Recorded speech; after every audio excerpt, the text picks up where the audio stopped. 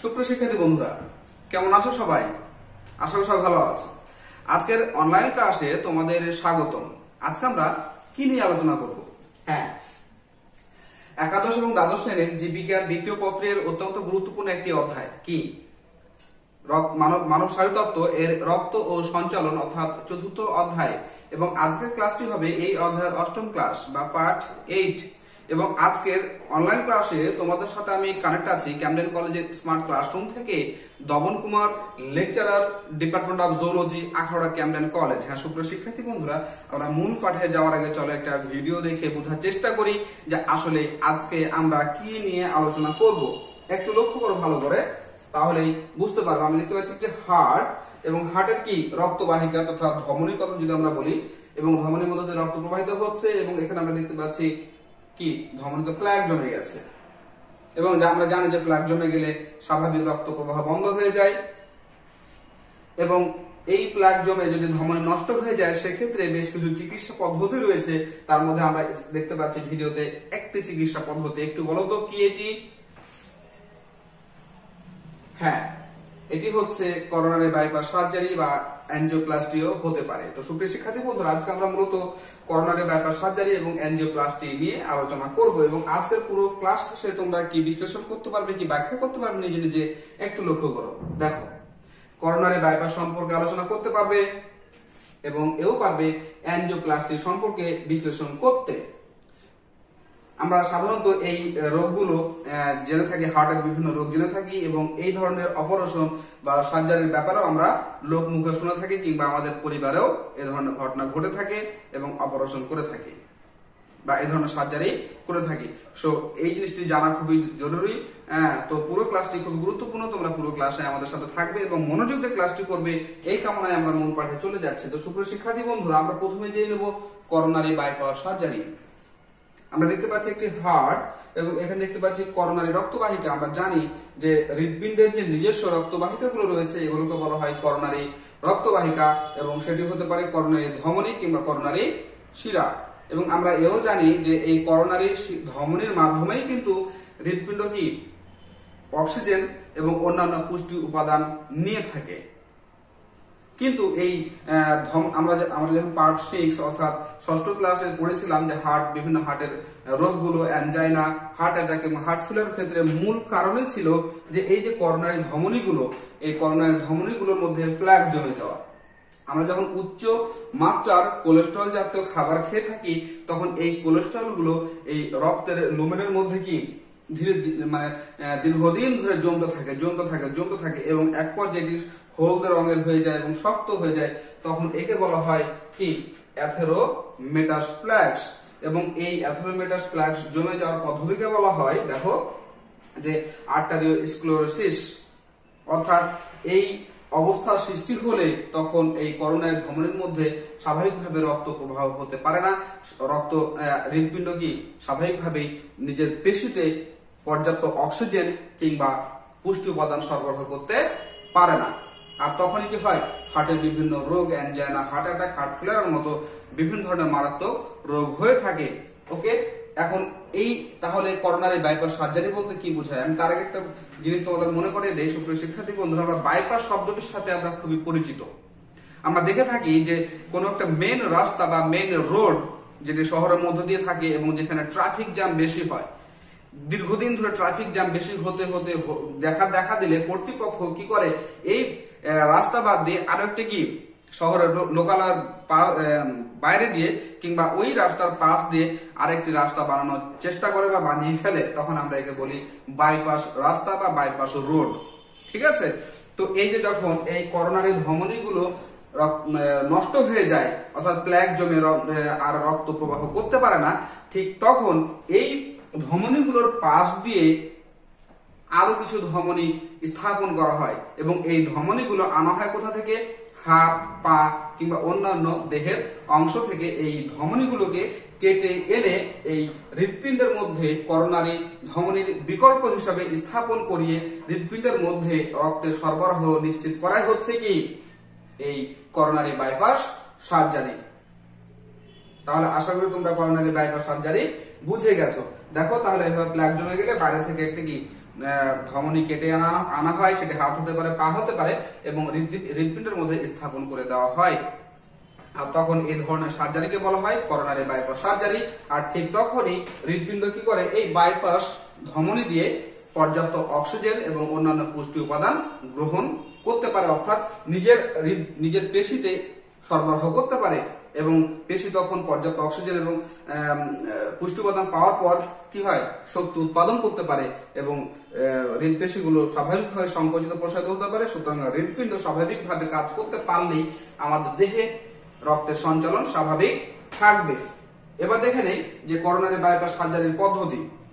যখনই এরকম প্রয়োজন হয় বা এরকম সার্জারি দরকার হয়, ঠিক তখনই চিকিৎসক কি করে, হাত বা পায়ের যে কোনো জায়গা থেকে একটি সুস্থ সমৃদ্ধ বা ভালো মানের করোনারি ধমনী, এক টুকরো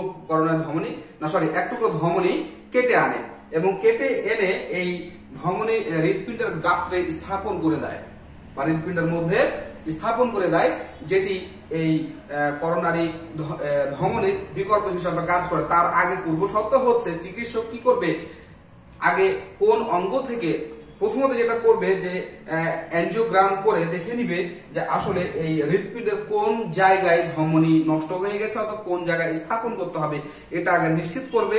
তারপরে কোন জায়গা থেকে একটি সুস্থ এবং ভালো ধমনী কর্তন করে আনবে সেটিও তারা কি করে নেয়, ঠিক করে নেয়। এরপরে অপারেশন করে বা সার্জারি করে এই পুরো কাজটি সফলভাবে সম্পূর্ণ করে। তো সুপ্রিয় শিক্ষার্থী বন্ধুরা, আশা করি তোমরা এই করোনারি বাইপাস সার্জারি সম্পর্কে ক্লিয়ার। এবার আমরা জেনে নেব, দেখো কি অ্যানজিওপ্লাস্টি। তার আগে দেখো যে করোনারি বাইপাসের যে সাবধানতা রয়েছে। দেখো হার্টের যে কোনো অসুখই, ছোট অসুখটা, ছোট বড় মানে যে ধরনের অসুখ হোক না কেন, হার্ট অ্যানজাইনা বলো, হার্ট অ্যাটাক, হার্ট ফেলে যাই বলো না কেন, এই কোনো অসুখ কোনোটাই কিন্তু কি কম না। সবগুলো, বিশেষ করে বাংলাদেশের প্রেক্ষিতে এগুলো কিন্তু ব্যয়বহুল। আর এই রোগগুলো হলে তো অবশ্যই ভিটামাটি বিক্রি করে বা যে কোনো মূল্যে তো চিকিৎসা করাই লাগবে, কিন্তু যদি এরকম যেন না হয়, হার্টের যেন ডিজিজ না হয়, তার জন্য আমাদের সতর্ক থাকতে হবে। কিভাবে?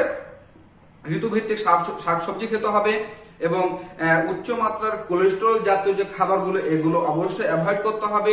ফাস্টফুড খাওয়া যাবে না, ফাস্টফুড মানে একেবারে না খাওয়াই ভালো। তেল কম খেতে হবে। এছাড়াও নিয়মিত এক্সারসাইজ করতে হবে, এবং যদি কোনো প্রকার বদ অভ্যাস, ধূমপান বা মদ্যপানের মতো বদ অভ্যাস থাকে সেগুলো ত্যাগ করতে হবে। এগুলো ত্যাগ করে বা এভাবে যদি আমরা স্বাস্থ্য সচেতন ভাবে চলাচল করি বা জীবনযাপন করি, তাহলে হয়তো আমরা এই হার্ট ডিজিজে পড়বো না। সুতরাং আমাদের এই coronary bypass surgery, angioplasty, XYZ কোন ধরনের চিকিৎসার প্রয়োজন হবে না, কারণ প্রত্যেকটা চিকিৎসাই কিন্তু ব্যয়বহুল। সুতরাং আমাদের সাবধান থাকতে হবে। তো সুপ্রিয় শিক্ষার্থী বন্ধুরা, আমরা এবার চলে যাই কি অ্যানজিওপ্লাস্টি।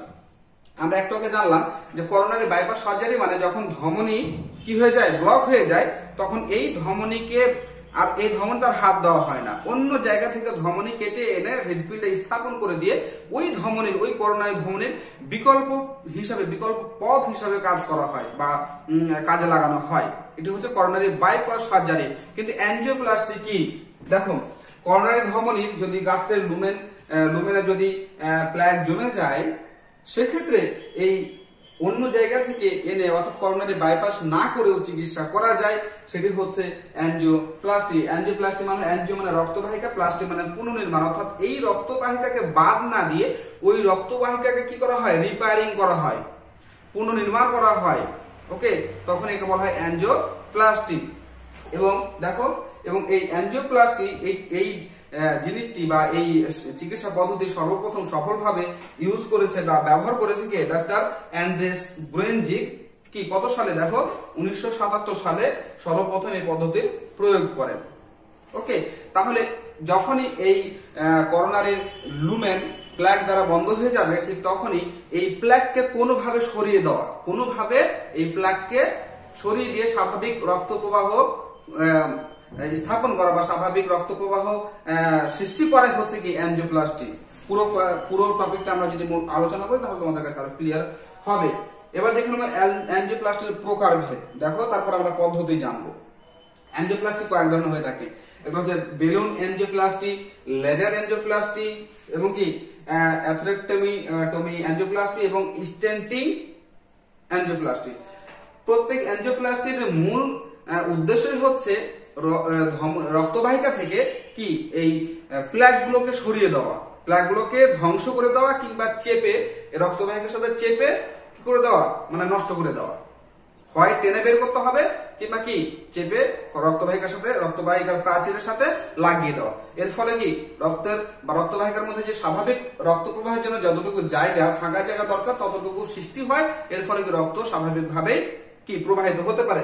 আমরা যদি স্টেন্টিং এনজিওপ্লাস্টি নিয়ে আলোচনা করি তাহলে তোমাদের কাছে পুরো ব্যাপারটি ক্লিয়ার হয়ে যাবে। ওকে, তাহলে স্টেন্টিং এনজিওপ্লাস্টি নিয়ে আমরা আলোচনা করি। চলো দেখো, যখনই দেখো এখানে কয়েকটা জিনিস কাজে লাগবে। এখানে একটি তার, ক্যাথেটার বলা হয়, একটি তার, সূক্ষ্ম তার এবং একটি জালকাকার একটা সূক্ষ্ম তার দিয়ে গঠিত একটা জাল, নেট, যেটাকে বলা হয় কি স্টেন্ট, একটা জাল, স্থিতিস্থাপক একটি জাল। আমরা একটু পরে ভিডিও দেখলে খুবই ক্লিয়ার হবে তোমাদের কাছে। তাহলে একটি সূক্ষ্ম তার, একটি জাল এবং একটি বেলুন, এই তিনটি জিনিসকে কাজে লাগিয়ে কি হবে এই পুরো স্টেন্টিং পদ্ধতিতে এনজিওপ্লাস্টি কিভাবে মানে সুষ্ঠুভাবে সম্পন্ন করা হয়। তাহলে দেখতে পাচ্ছি আমরা এখানে কি একটা ফ্ল্যাগ জমে যাওয়া একটি ধমনী, এবং এই ধমনীর মধ্যে কি প্রথমত একটা তার ঢুকিয়ে দেওয়া হয় এবং তারের সম্মুখভাগে একটি স্ট্যান্ড, কি স্ট্যান্ড, স্ট্যান্ড মানে কি একটু আগে বললাম যে তার দ্বারা গঠিত এক ধরনের জালকাকার একটি বস্তু আর কি, চোঙের মতো, এবং এর মধ্যে একটা বেলুন দিয়ে দেওয়া হয়। তাহলে এই তারের সম্মুখভাগে তারপরে কি এই স্ট্যান্ড এবং বেলুন, এই তিনটি কি দেহের যে কোনো জায়গা থেকে, হাত থেকে শুরু করা যেতে পারে, এই গলা থেকে শুরু করা যেতে পারে, বা যে কোনো জায়গা থেকে শুরু করতে হয়। সরাসরি এভাবে হার্টের মধ্যে ঢুকে দেওয়া যায় না। তাহলে কি আমরা জানি যে ধমনী শিরা এগুলো হার্টের সাথে কি মানে সংযুক্ত, তাহলে এগুলোর মধ্য দিয়ে ঢুকে দেওয়া হয় খুব সাবধানে কম্পিউটার ইউজ করে। ঠিক আছে, তাহলে স্ট্যান্ড ঢুকে গেছে, বেলুন ঢুকে গেছে এবং রিং ঢুকে গেছে। ওকে, এখন দেখো এর ভিতরে গিয়ে বেলুনকে ফুলিয়ে দেওয়া হয়, বাইরে থেকে বেলুনটাকে ফুলানো হয়, ব্যবস্থা করা হয়। বাইরে থেকে বেলুনকে ফুলালে এই রিংও কি ফুলে যায়।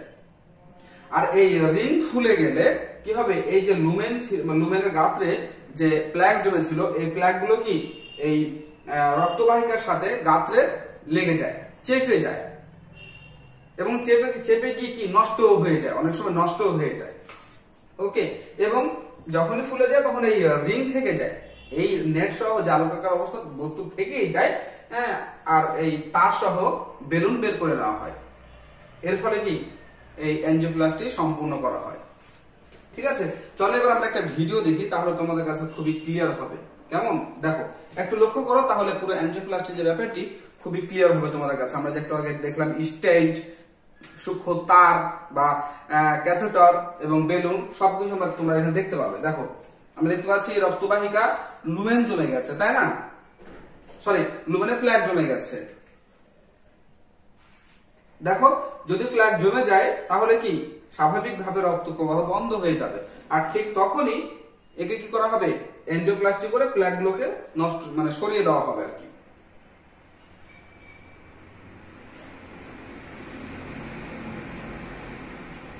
দেখো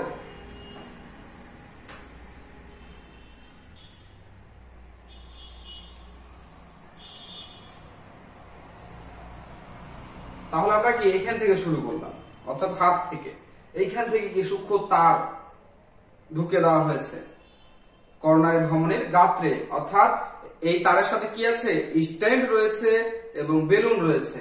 দেখতে পাবা তোমরা একটু পরে দেখতে পাবা, ভালো করে লক্ষ্য করলে ক্লিয়ার হয়ে যাবে তোমাদের কাছে ব্যাপারটি।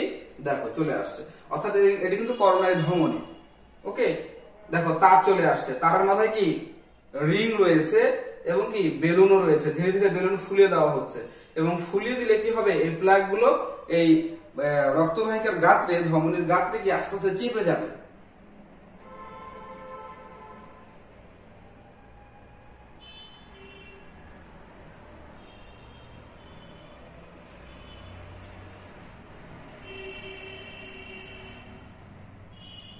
এই যে রিং, আমরা যেটা একটা জালকাকার তার, সূক্ষ্ম তার দ্বারা গঠিত যে জালকাকার বস্তুর কথা বললাম, স্ট্যান্ডের কথা বললাম, একটু দেখে নাও এই স্ট্যান্ড কিভাবে, স্ট্যান্ডের গঠন এবং স্ট্যান্ড কিভাবে তৈরি করা হয়।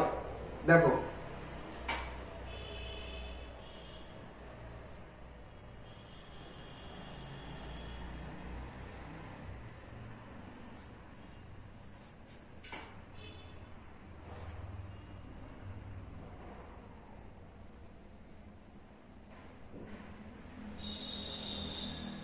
এটি প্রথমত সংকুচিত থাকে, যখন ভিতরে যায় তখন কি বেলুন যখন ফুলে তখন এর সাথে সাথে এটা ফুলে ওঠে। ওকে, এটি সেইভাবেই তৈরি করা হয়ে থাকে।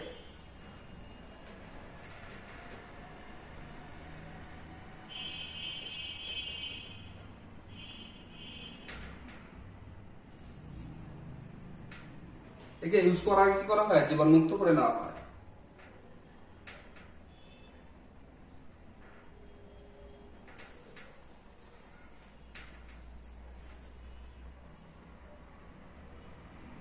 দেখো ভেতরে বেলুন ফুলে গেছে, তার মানে কি এই স্ট্যান্ডটা ফুলে গেছে এবং বেলুন সহ তা বের করে নেওয়া হবে এবং এই স্ট্যান্ড থেকে যাবে। কিন্তু একটা সময় কি হবে, এই সেল ডিভিশনের মাধ্যমে এই স্ট্যান্ডও কি মিশে যাবে, এই রক্তবাহিকার সাথে একেবারে মিশে যাবে।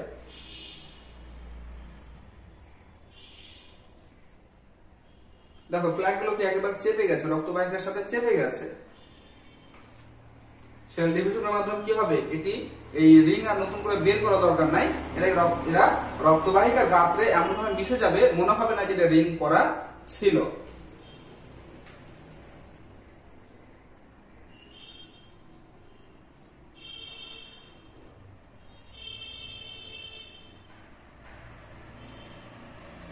অ্যানজিওপ্লাস্টির উপকারিতা। অ্যানজিওপ্লাস্টি হৃদপিণ্ড জনিত যে চিকিৎসাগুলো রয়েছে তার মধ্যে একটি অন্যতম এবং খুবই গুরুত্বপূর্ণ একটি চিকিৎসা পদ্ধতি। এই অ্যানজিওপ্লাস্টির মাধ্যমে কি করা হচ্ছে, এক্ষেত্রে ধমনীগুলো কেটে ফেলা হচ্ছে না, অর্থাৎ স্বাভাবিক ধমনী বা প্রাকৃতিক যে বা হৃদপিণ্ডের যে নিজস্ব ধমনীগুলো ছিল সেটি থাকছে এবং এর ফলে এই অ্যানজিওপ্লাস্টির ফলে একজন রোগী কি করতে পারে, মানে সহজেই সুস্থ হয়ে উঠতে পারে, ডে বাই ডে সুস্থ হয়ে উঠতে পারে এবং চিকিৎসকের পরামর্শ অনুযায়ী এবং যদি স্বাস্থ্য সচেতন ভাবে চলে তাহলে দীর্ঘদিন বেঁচে থাকা সম্ভব হয়। ওকে, তো সুপ্রিয় শিক্ষার্থী বন্ধুরা, আমরা তাহলে পড়লাম কি করোনারি বাইপাস সার্জারি এবং অ্যানজিওপ্লাস্টি, এই দুটি খুবই গুরুত্বপূর্ণ টপিক ছিল। সো তোমরা এগুলো বাড়ির কাজ পড়বে অবশ্যই, করোনারি বাইপাস সার্জারি এবং অ্যানজিওপ্লাস্টি এগুলো তোমাদের বাড়ির কাজ। তো আজকে এ পর্যন্তই, আগামী ক্লাসে আমরা অন্য একটি অধ্যায় অন্য একটি টপিক নিয়ে হাজির হব। সে পর্যন্ত তোমরা ভালো থাকবে, সুস্থ থাকবে, এ কামনা বিদায় নিচ্ছি।